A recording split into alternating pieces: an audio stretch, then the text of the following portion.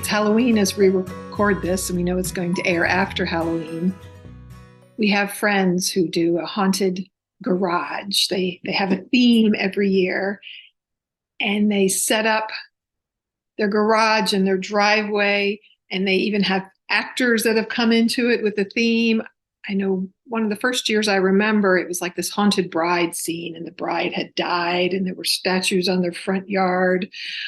Standing. And he had up in the above the garage, there's a window, and he had a projected image of a movie, a live, like a video image or whatever of a ghost her bride, yeah. And Stan's very technical, and he does all these elaborate. Oh my gosh, technical stuff.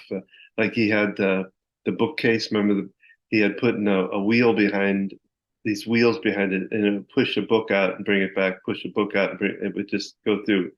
So yeah. And so you never know what's going to happen, right? If you go through a haunted house or in that unexpected, and that you're afraid because you're not sure what's going to jump out at you. I was not a big haunted house person. No, I wasn't either as a kid. And although I mean, I've enjoyed going to theirs because it's it's amazing though. You go through it's just a regular 2-car garage, but you feel like you are. He has like, you kind of weave in and out, and it feels like you're in a much larger area than a garage. So yeah, they had stopped doing it because of COVID, and then they started it up again, I guess last year. And we didn't make it last year, I don't think. Anyway. So one year so our son is friends with their son, and they got actors to participate one year. And so I knew that he was going to be there as an actor, and they're going to put makeup and costume. I'm not sure if it was the year that he was in the coffin. He was in a coffin. Yeah, that was a creepy image. Open up and surprise people. So I knew he was there. He was having fun. I was home. I didn't go because of young kids that would be too much for. And Lexi was pretty little. And like after the event, my friend Jody sends me a picture of Harrison, and she tells me the story of how someone came through and got so startled by him that they punched him, and he looked like he had been punched. And I'm like worried about, oh my gosh, he got hit, and concerned about him. And then it wasn't that much longer that she told me, that was just the makeup on his face, that he really did. Probably his idea too, I would imagine. Oh, knowing Harrison. It's hard to know, the two of them working together on it. So it's, I thought something had happened to him, and it was just the makeup that made it. I mean, they did the makeup upright, and it was kind of amazing. But that kind of unexpected, not sure what's going to happen, thinking about that as Halloween is just passed for you all watching or listening to this, and that kind of fear, that tenseness that you get. Oh my gosh, not knowing. So this is Gina. And this is Don. Go ahead. We could say it in unison. With Focused Healthy Family. And this is podcast number 83. And today we're talking about unknown, and the fear of unknown. But before we do that, let's take just a moment for our sponsor.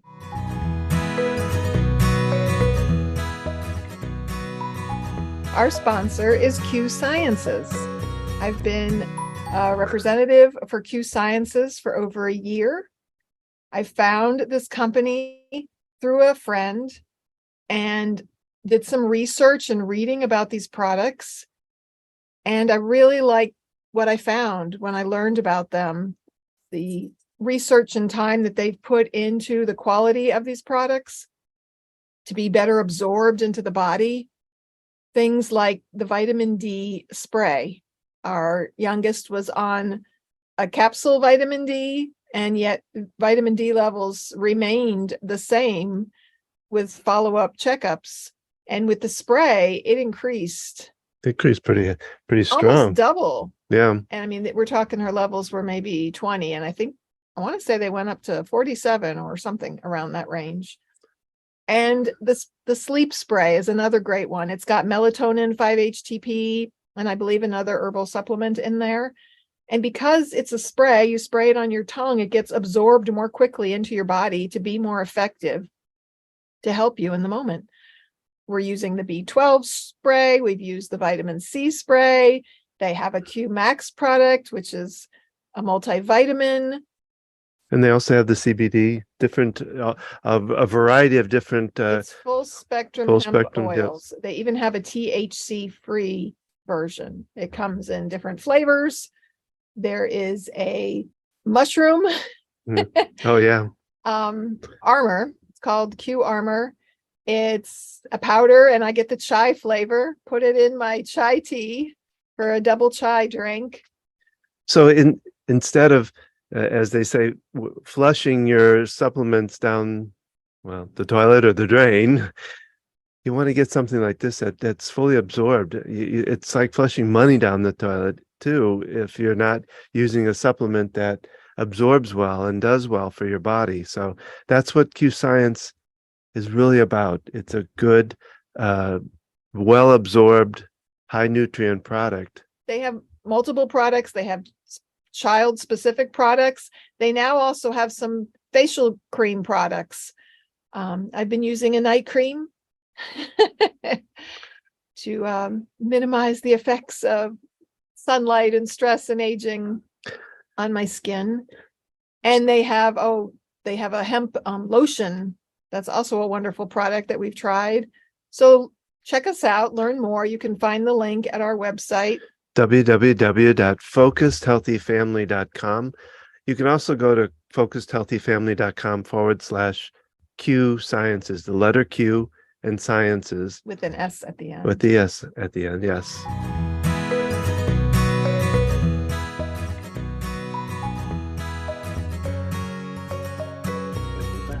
Here we are talking about the fear of the unknown. And our story was about Halloween and the unexpected. And I'm just picturing, I never really did a lot of haunted houses, but I used to watch the Ellen show, and they always did a haunted thing every year. And they showed the video of she would send her crewmates in. Yeah, I felt sorry for people because but that's that, thinking about that tenseness that you feel, not knowing what's going to happen. So that's a very intensified version of it, right? And we know it's fake, even though we're still afraid of what's going to happen.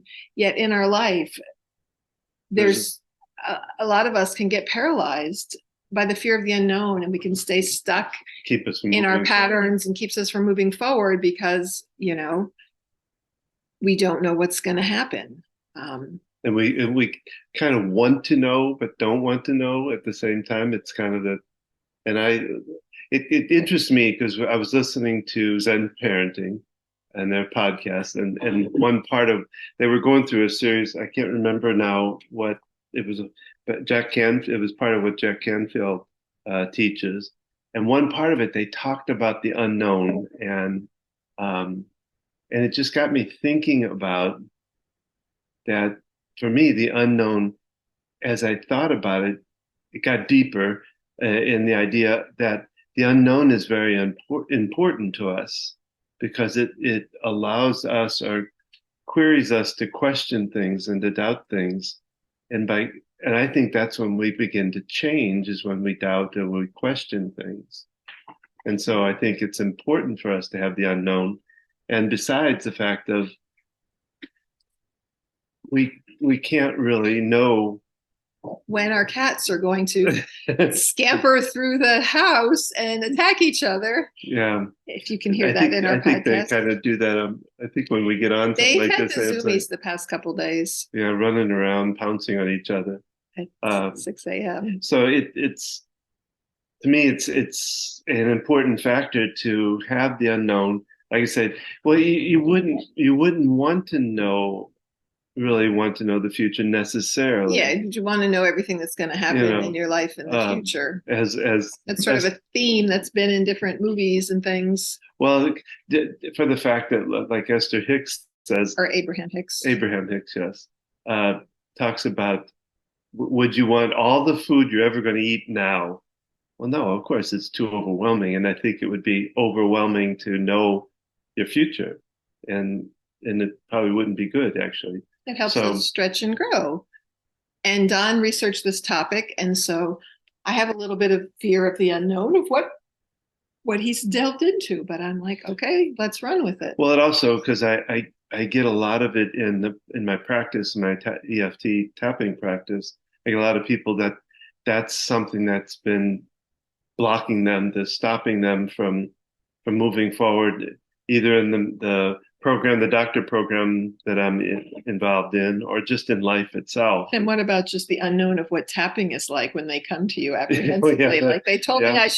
I should make an appointment Gotta with you, see Don, but you I don't know. know what I'm doing. Yeah, and many times that's very easily reversed. But so I looked it up, and I just did a little search on it, and I found this website. It's called the Minimalism Made Simple, and they talk about the fear of the unknown and what causes it, or what's behind it. And uh, part of it is, the people are not sure of what's to come, and they get afraid of what might come.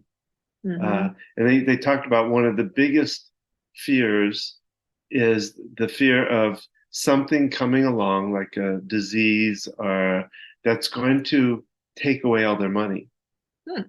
So it goes, this, I think there's one of the big fears in life is about around money and the lack of and not enough Like of. cancer and you can't afford it all. I'm just picturing a little disease and they eat away at your money, little virus Yeah. that finds your You open up coins, and all, it's just, finds your credit cards, and it gobbles them up.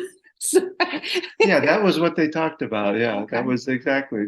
Sticking with No. the Halloween theme here today. Yes. And you wore the right color. Oh, I didn't. Mm-hmm. Pumpkin orange or pumpkin, whatever you call this. Sort of a salmon. Yeah. It's orangey. Fish out of water. That's how we feel right now in our new home.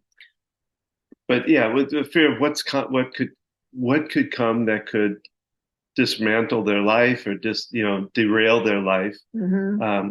And they talk about a lot of times childhood traumas can cause this. They talk about a genetic disposition to certain phobias. Mm-hmm. Mm-hmm. Fear of heights. Meaning that it came through parents or through Well, it could ancestry, be cultural, or it could be literally in your genes. That my mother has a fear of heights, and I have a fear of heights, and my brother, I think, has a fear of heights. Well, I have claustrophobia, so that's the fear of enclosed places. And it can come about from situations we've experienced, and I'm sure, being influenced by my mother with that fear of heights, and yet my sister didn't really develop that. So yeah, there can be a cultural component of our experiences, but there can also be, I'm sure, an aspect that could be genetic as far as it's in our genes. Are you wearing jeans today? I'm not. Yeah, the black jeans. We digressed a little. So yeah, it could, and you think about it, fear of the mother while the baby is in womb. Fear of the mother. Oh, I thought the you were fears, afraid of mothers. No, the fears of the mother. Oh, no, it's a mother. Can be passed along by the mother's fears. Well, I was pregnant when 9/11 happened.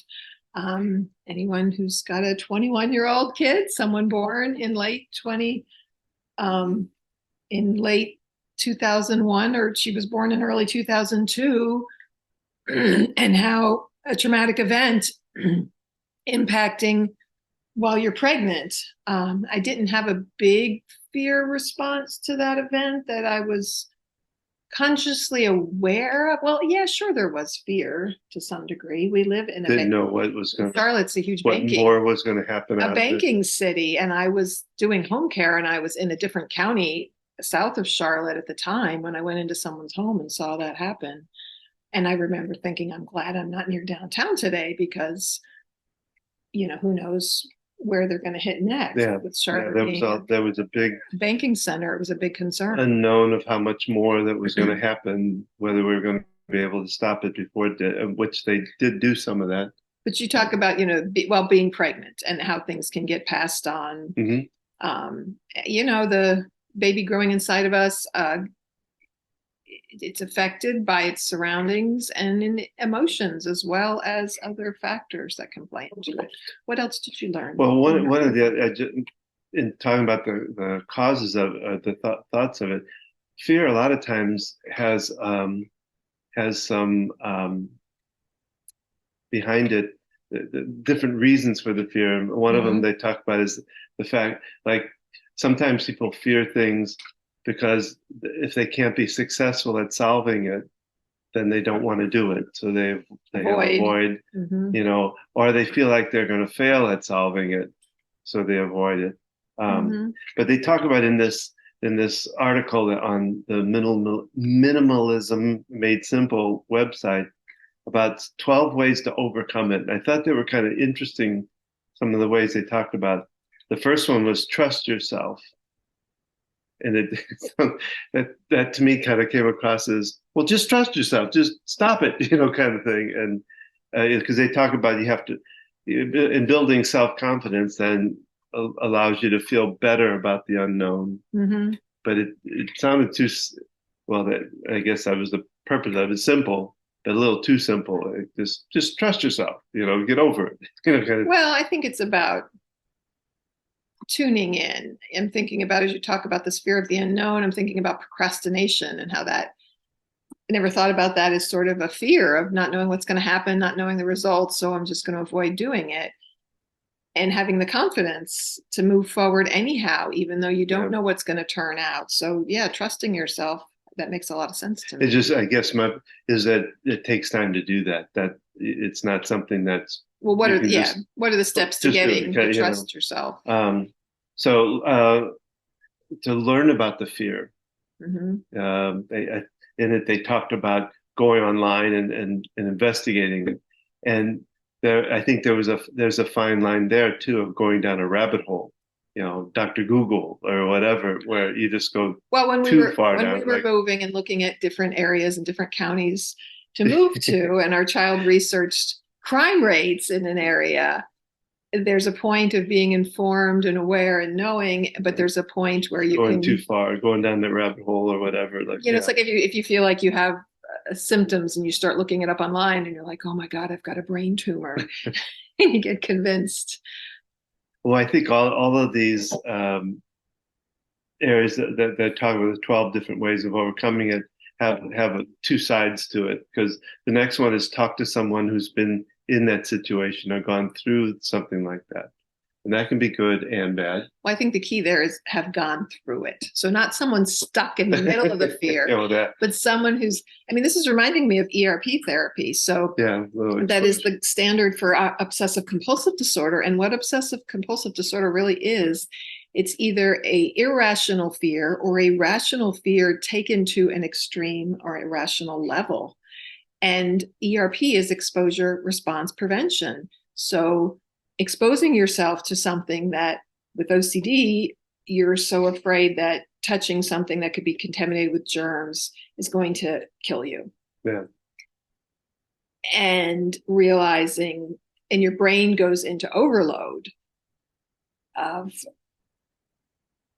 the intensity. I read this description one time. It's like what might bother an average person a little bit, someone with OCD, it's like they're standing on a cliff with someone with a gun pointed behind them. They go into full on fight or flight arousal, and just they're at that heightened state of anxiety. I was talking about this not that long ago with our youngest, of that in that anxious anxiety state is kind of where they live a lot of the time. And then things that trigger it just send it into overdrive. And so you don't just do something super scary and all at once. You slowly expose yourself. Okay, I have a fear of batteries. And so I'm going to look at a battery for 5 minutes. And it's a gradual process building up to it.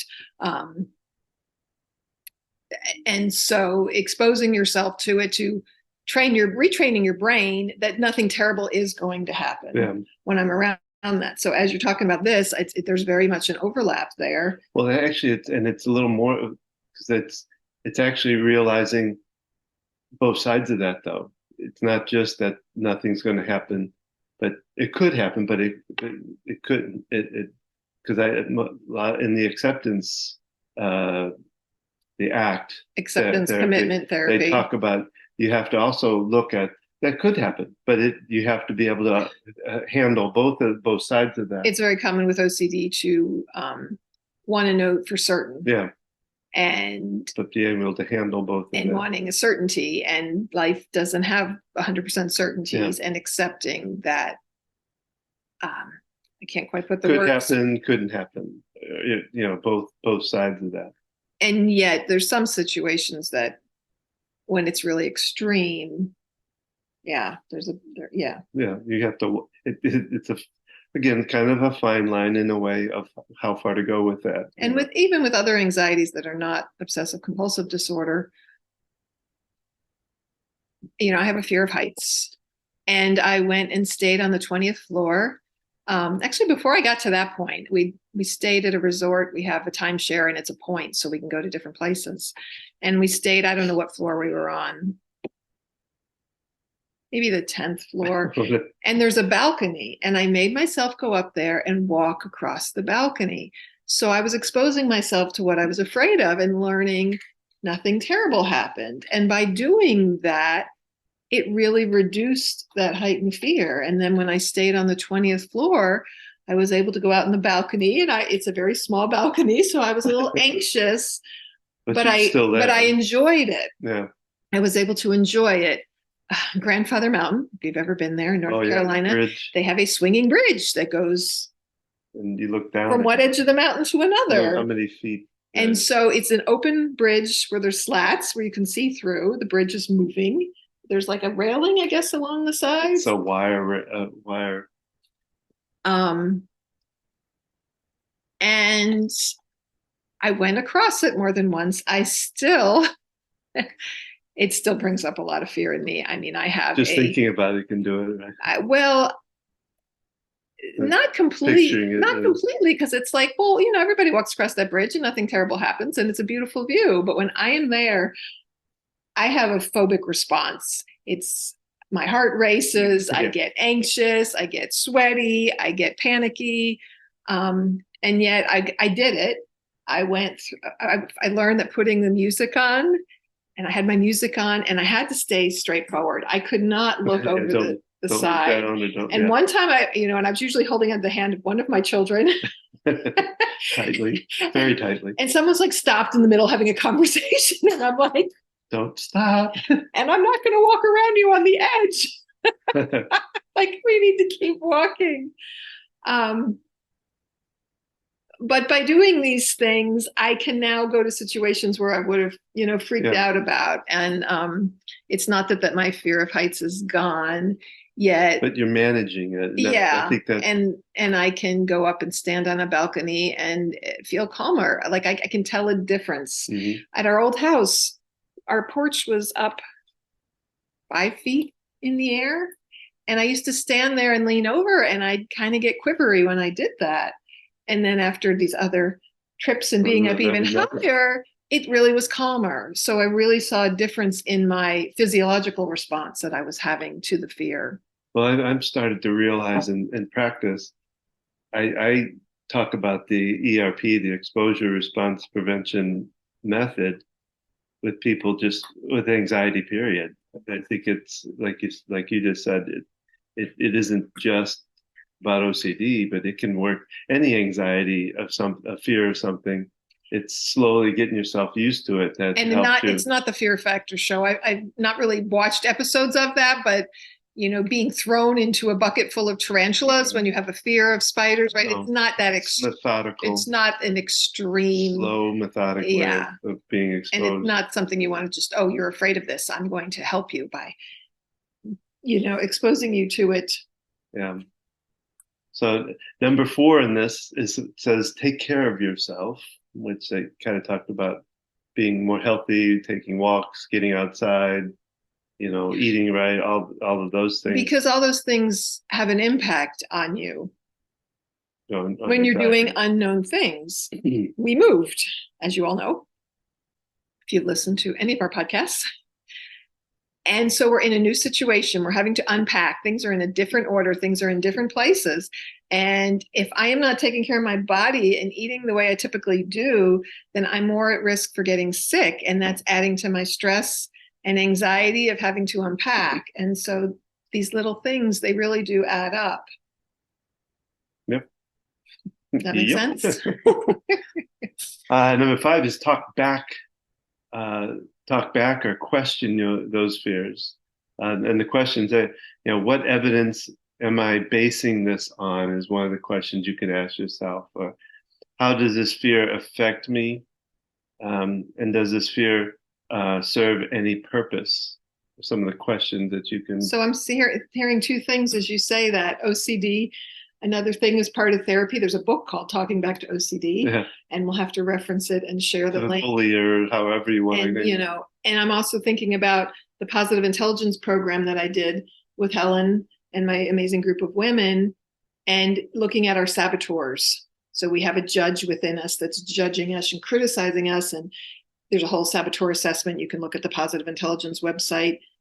But part of it is like, okay, this is my pleaser, my people pleaser, or that, and talking to that and saying, okay, I see a Petunia people pleaser. You have served me in the past in some way, but do I really need to be pleasing other people? I'll share an example that my friend shared. She was cleaning up her house to have people come over, feeling very anxious about it. And she said, she realized to herself, okay, am I having people over to walk around and admire my house? She's like, no, I'm having people over to enjoy the fellowship.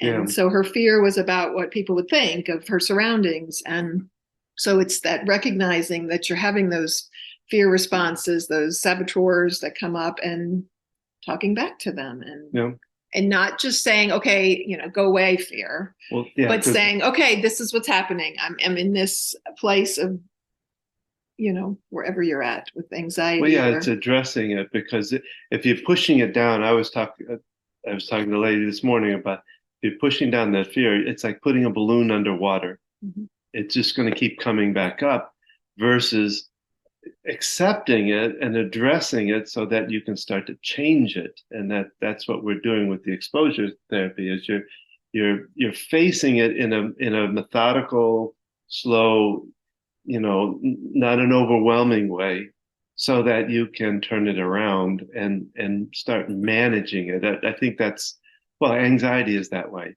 Any anxiety isn't going to go away. Anxiety is natural. Yeah. Well, and it's a part of anxiety. I mean, there's a helpful component of anxiety that the reaction I get, cautionary part. The reaction I get when I'm standing somewhere up really high, especially if there's opening or the floor is not completely solid below me, that heart racing, so that is our reptilian brain. That's the part of our brain that's the fight or flight. And if you are in a dangerous situation, you need those physiological responses to be able to run or fight or flee if there is a true emergency. Well, and it kind of makes you cautionary too, that you start sensing what's around you and making sure to keep yourself safe, So we don't want to get rid of all anxiety. We don't want to be so chill and laid back and we never worry about anything. And we're standing in the road and like, oh, the cars are coming. Oh, well. Yeah. Well, I think it's Dr. Kilbane used to say, anxiety, everybody has kind of like this cup of anxiety inside of them. Everybody's cup is different sizes. Mine's a teacup. And as long as the anxiety is within that cup, it's manageable. It's just when it starts to bubble over and overflow the cup that's when you start noticing it as being a problem. Good analogy. Something like that. So, like when I have so much creamer in here, it's spilling out over the top of the cup. You have to slurp it up, stick your face on. All right, number 6 is don't let the fear control you. And again, that one comes across a little bit like just don't do that. And again, it's a process of that control. I don't even like the word control. I always tell my clients, change that word to manage. Control sounds, when I hear it, it's kind of like has constrictive kind of. Well, you don't want the fear to control you. You don't want to never true. Go anywhere because you're afraid of heights, or to never do anything because of that fear. It's what we were talking about leading up to this is if you let your fear control you, it stops you from doing all the things you need to Yeah, do. that's true. It's control. That's different. Yeah. All right. What's next, Donald? Number 7. It's learn to accept failure. Mm. Um, if you feel like you can't control it or you don't know what's coming, you might feel like you failed because you haven't understood it or solved it or, you know, so it's accepting that idea that that you're not failing at it. Or Well, failure is looking at it in a new way, that mistakes are a part of growing and understanding, well, yeah, and we learn from them.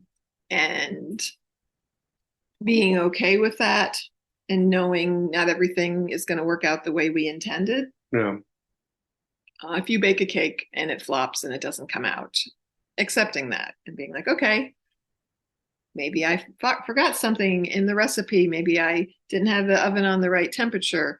We learn from that failure. And so that can apply to all aspects of life. yeah. Well, it's the that light bulb thing, or is it Edison? You know, it supposedly went through like 1,000 light bulbs before he got to the one that worked. But he never looked at any one of them as failure. They were just leading him to the next Well, one. yeah, any inventor, yeah. Solving. Right. To invent finding something, you don't yeah. necessarily do it on the first try. It's a, Well, I think it's with anything though. You don't like our kids when we taught them to ride bicycles. We didn't put them on it. They just took off and start riding. They fell. They got distracted. They got disheartened by the fact that they fell, or and that they just had to keep going. But they learned each time, oh, if I do this, I'll fall. So they didn't do that. that's an interesting example because we have 2 kids who don't know how to ride a bike. They didn't. They didn't go. Yeah, they didn't. Well, yeah. And our youngest, though, we started her on what was that bike called? It doesn't have pedals. She was like a toddler still, and you use your feet. So you learn the balancing skill because that's before you learn to do the pedaling. And so we introduced it to her, and we all have different strengths and weaknesses, and balancing and coordination are not the strength of one of our children. Number 8 is embrace change. And this kind of goes to the core of what I talked about initially, is that I think an unknown is very important because it kicks us into the idea of change, and keeps us fresh, keeps us moving forward by always wanting to reach for that unknown and figure out, ask questions, and slowly gain knowledge of some of the unknown as we go along. It's like getting little bits of treat going along. So, does that make sense? In other words, the unknown, when we gain some knowledge about a little bit of something that's unknown, it's kind of like, oh, cool, I learned something new. Okay. Well, you're talking about embracing change. Which is change. That's change. That's. Mm-hmm. I guess I feel like we could do a whole podcast on embracing change. Well, yeah. Because there's so much to it. Yeah, and there's comfort from moving and relocating to a whole nother county and a house that's completely different, and having a different drive to work and a different commute and all these different factors at once. Yes, there's some refreshingness of the change, but a whole lot of change at once. Yeah, well, that's overwhelming. Can feel, and yet, it's that fear of the unknown that keeps us from changing. And then we stay stuck in a rut and we don't want to change. And some people, as they get older, they get more comfortable in the routines, and understandably so.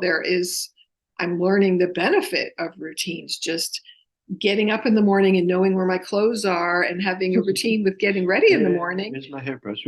When you can't do and you don't know where things are, you spend more time walking around in circles. So there is an importance, of comfort of routine and understanding that. And I think it can get a bad rap that, they're set in their ways. Yeah. They don't want to do anything different. Well, they're functioning. You function when you know what's going to happen. And so embracing change in little aspects can be important. And it is that stepping out of your comfort zone to realize, okay, there's going to be some change here. It's like, I knew when we looked at moving, I'd have a longer commute to work. And I told myself I was okay with that. And now that I'm doing it, I'm like, oh, wow. Yeah, this is, and how can I embrace this? Okay. I've got 40 to 50 minutes to myself in the car. I can listen to podcasts. I can, use that time in other ways and accepting it. Because Well, part that of, leads into the next one. It says find ways to manage your anxiety. and see, I knew that was coming. And so So, EFT is one, like you were just talking about some, meditations, things like that, taking care of yourself. Really, all of these 12 ways are in that statement. yeah, it's interesting because you said this is all about the fear of the unknown, and yet these are like, I mean, life is an unknown, so it's just like tools for life. Yeah. Yeah. And so being able to see that when you think about the unknown, how important it is, how good it is, that it is what life is. It's a lot of times I think we have a hard time.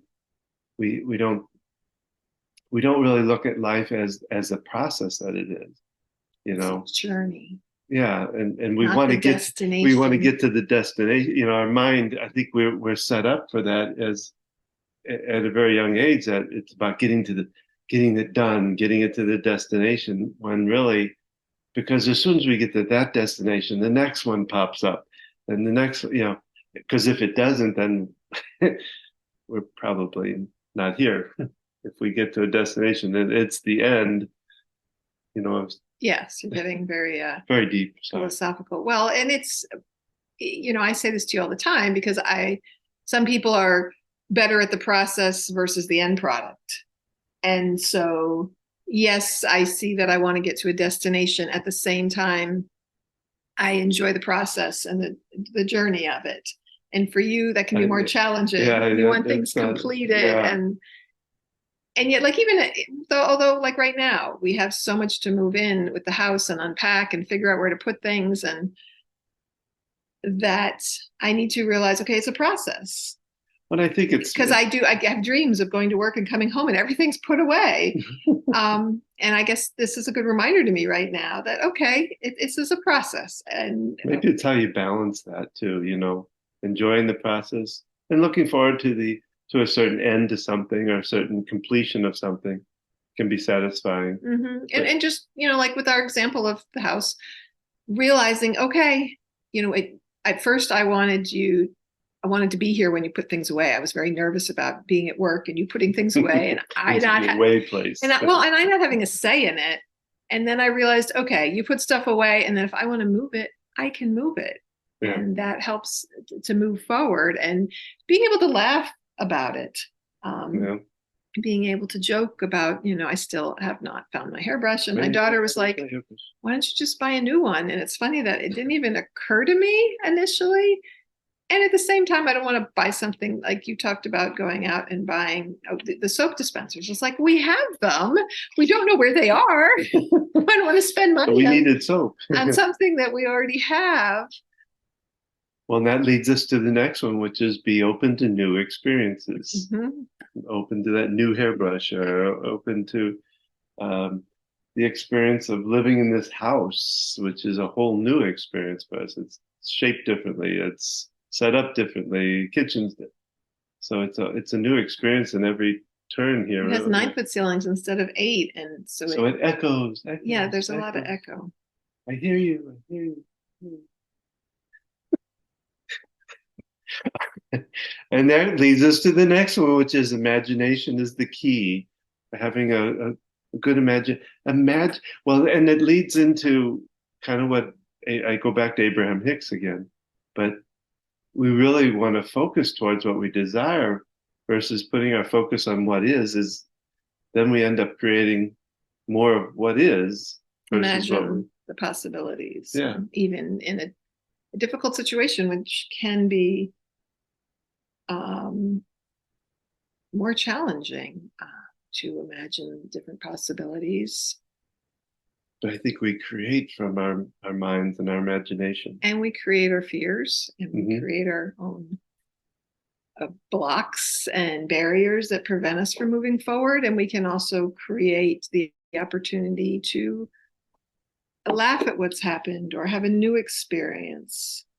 Be open to. And being open to it rather than fighting and resisting it. Lexi and I got out of the house so that we could have our counters sealed with this sealant, because people we bought it from put this weird wood block in counters, and we wanted it sealed. So we thought they were coming at 1, and so we went out of the house, and they didn't get here till much later in the afternoon. So we stayed out longer than we were planning to. But in that process, we were with my almost daughter-in-law, as I call her, my son's fiance, and we hung out together. And then we went to her grandmother's place, and we had a nice time with her and enjoyed talking with her. Even though I wanted to be home and putting things away, we didn't want to come home while they were still applying the stuff.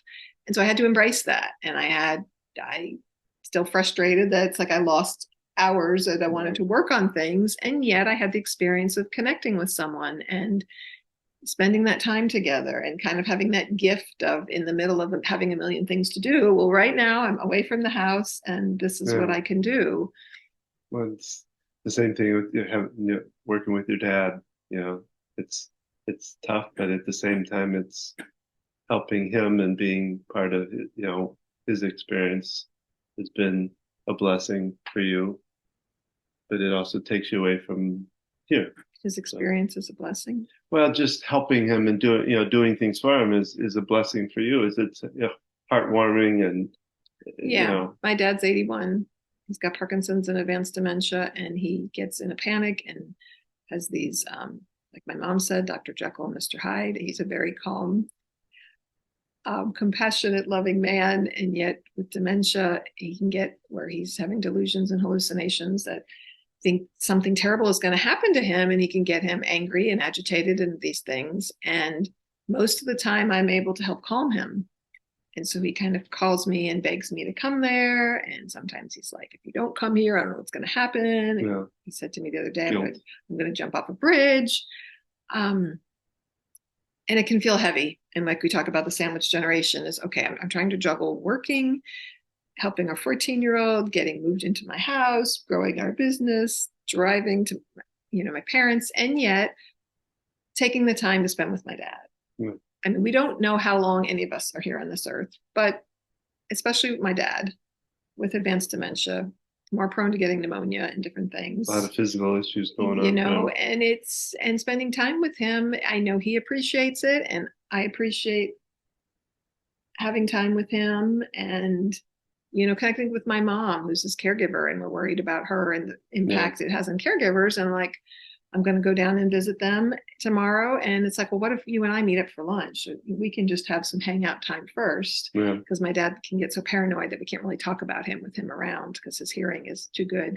And but we need to discuss his care and things. And my mom needs to get out and just she goes to exercise and she does other things, but to also just spend some time with her daughter when it's, not necessarily revolved around her husband who she's caring for. So taking the times to do that. So like you said about having opportunities, what were the last few things? Did we get through all of them? No, the last one is using your personal power, your abilities to manage it. That some of these take time to realize in yourself. Well, and recognizing what your strengths are. I guess that's what it means by your personal power. Yeah, that and the idea that we all have the creative abilities to the imagination where we can create how we want the future to go versus having to kind of guess at it, or be fearful of the unknown. We can actually create it. Right.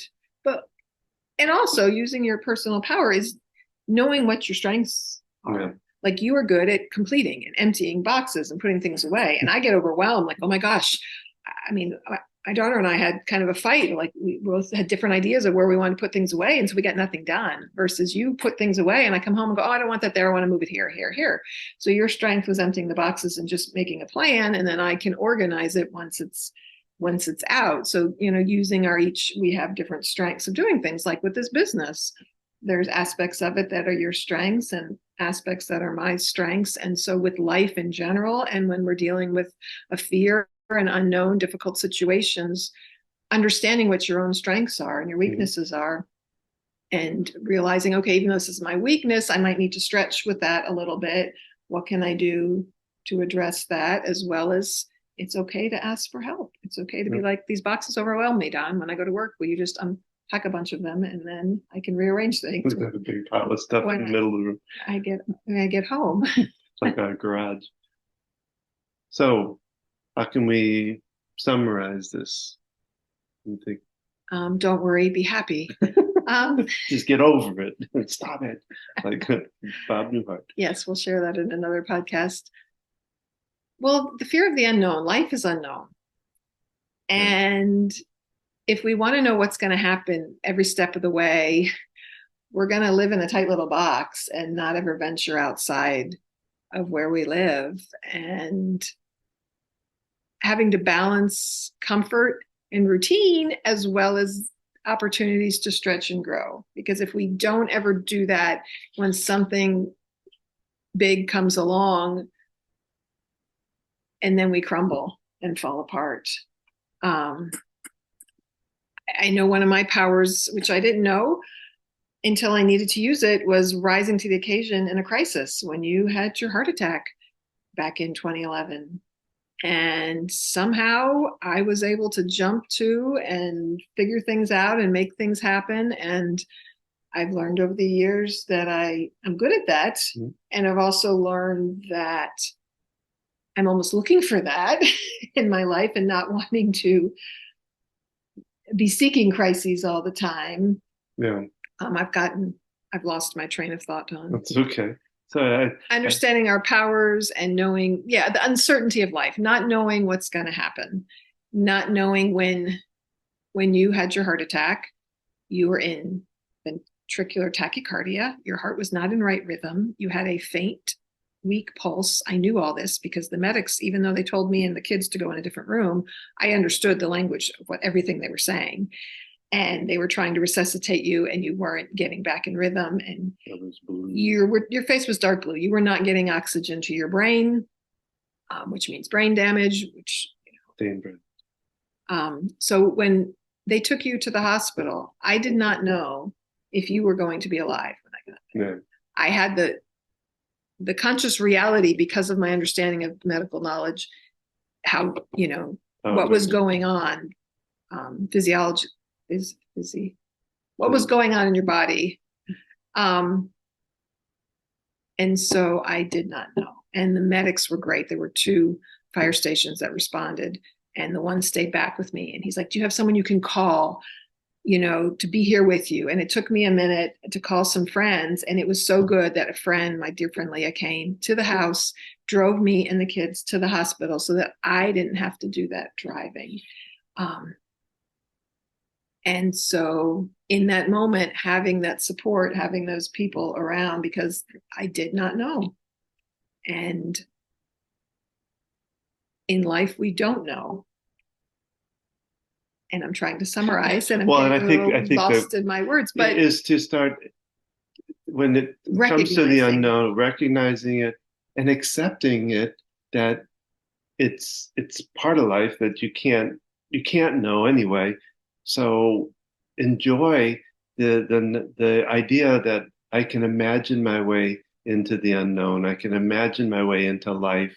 And what things do you need to do to take care of yourself? Yeah. And getting into routines of taking care of yourself and having those things in place, so when the unexpected comes up, you're better able to deal with it. Yeah. There's, it's a lot of self-care stuff. Everything, as you read this list, I'm like, this is really very much in line with self-care. We did a whole series on self-care at the beginning when we started this podcast.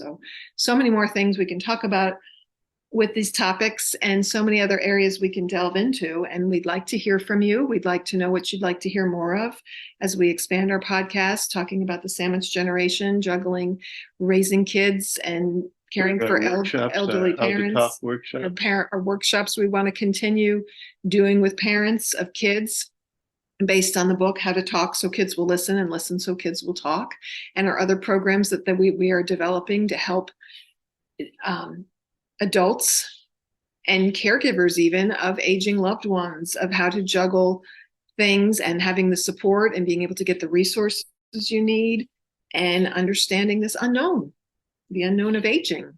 So that's our podcast for today. We really hope you've enjoyed it. And like I said, we'd love the comments. So yeah, reach out, connect to us. We want to hear from you. We want to know. We're going to be doing some more interviews. What are you interested in hearing? Please give reviews and feedback. check out our website, focusedhealthyfamily.com. Check out our blogs there. Our podcast, of course, Podcast, our Tuesday tips podcast. It's all there. And follow me on Instagram, gina.focusedhealthyfamily. And remember, how you speak to your children today shapes their future and yours.